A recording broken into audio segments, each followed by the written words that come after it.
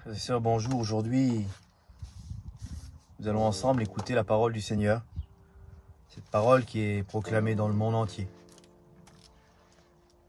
Cette parole, c'est l'Évangile selon saint Matthieu, au chapitre 6, versets 7 à 15. Quand vous priez, pas de discours interminables comme en font les païens. Ils croient qu'à force de parler, ils seront entendus. Ne leur ressemblez pas, pensez-y. Avant même que vous ne demandiez, votre Père sait de quoi vous avez besoin. Vous donc, priez ainsi notre Père, qui est dans les cieux, que ton nom soit sanctifié, que ton règne vienne, que ta volonté se fasse sur la terre comme au ciel. Donne-nous aujourd'hui le pain qu'il nous faut. Pardonne-nous, toi, nos dettes comme nous l'avons fait pour ceux qui nous doivent. Et ne nous laissez pas tomber dans la tentation, mais délivre-nous du mauvais. Sachez-le, si vous pardonnez aux autres leurs offenses, votre Père céleste vous pardonnera aussi. Mais si vous ne pardonnez pas aux autres, votre Père non plus ne vous pardonnera pas vos offenses. Amen, Seigneur Jésus, pour ta parole. Bien, frères et sœurs, cet évangile aujourd'hui nous montre à quel point Dieu nous aime et à quel point Dieu veut que nous soyons sanctifiés par lui. Le Seigneur a donné sa vie pour chacun d'entre nous afin que nous soyons sauvés, afin que nous ayons la vie éternelle. Et vous savez, cette prière, dans Matthieu 6, c'est une prière qui est récitée dans l'Église catholique pendant l'Eucharistie et pendant beaucoup de temps liturgique. C'est une prière qui a été souvent critiquée, mal interprétée par certaines personnes, mal intentionnée. Mais c'est la seule prière où Jésus nous enseigne « Voici donc comment vous devez prier ». Alors si nous prenons ce texte et cette prière en tant que parole rabâchée, répétée, cela est un peu compliqué. Par contre, si nous prenons cette prière dans notre cœur, si nous prenons cette parole et nous la méditons dans notre cœur, et toutes les paroles récitées, nous les méditons. Seigneur, que ton nom soit sanctifié. Seigneur, je veux que ton nom soit sanctifié. Seigneur, je veux que ton règne vienne. Seigneur, je veux que tu viennes ici sur cette terre et que ta volonté se fasse. Seigneur, je veux que des âmes viennent à toi, des âmes soient sauvées.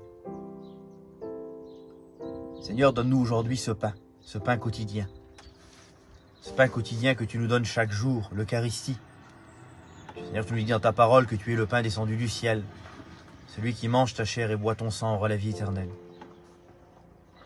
Seigneur, pardonne-nous, toi, nos dettes comme nous l'avons fait pour ceux qui nous doivent. Seigneur, je suis pécheur, Seigneur, je reconnais devant toi que je suis pécheur. Seigneur, pardonne-moi. Seigneur, je ne mérite pas, Seigneur Jésus, cette grâce imméritée que tu nous as donnée sur la croix. Mais Seigneur, je crois que par toi, par ton sang précieux, je peux être pardonné, Seigneur, pécheur que je suis. Seigneur, ne nous laisse pas tomber dans la tentation. Par ce temps de carême, frères et sœurs, eh bien nous sommes souvent tentés, comme le Seigneur il a été tenté pendant ces 40 jours au désert. Nous sommes souvent tentés par la tentation du mal. Vous savez, il est souvent difficile, Saint Paul il dit, il est plus facile de faire le mal que je ne veux pas faire, que faire le bien que je ne veux faire. Mais délivre-nous du mauvais. Seigneur, délivre-nous du mal. Seigneur, viens nous purifier, Seigneur, viens nous épargner, Seigneur Jésus, de ces problèmes, de ces choses du monde, Seigneur Jésus, qui nous emmènent à la perdition. Et la dernière parole de cet évangile, sachez-le, si vous pardonnez aux autres leurs offenses, votre Père céleste vous pardonnera aussi. Mais si vous ne pardonnez pas aux autres, votre Père non plus ne vous pardonnera pas vos offenses. Cette parole forte qui termine cet évangile, c'est une parole souvent qui est difficile à accepter pour chacun d'entre nous. Surtout pour notre peuple. Notre peuple a souvent du mal à pardonner les personnes qui nous ont fait du mal. Mais être chrétien aussi, frères et sœurs, c'est aussi ça.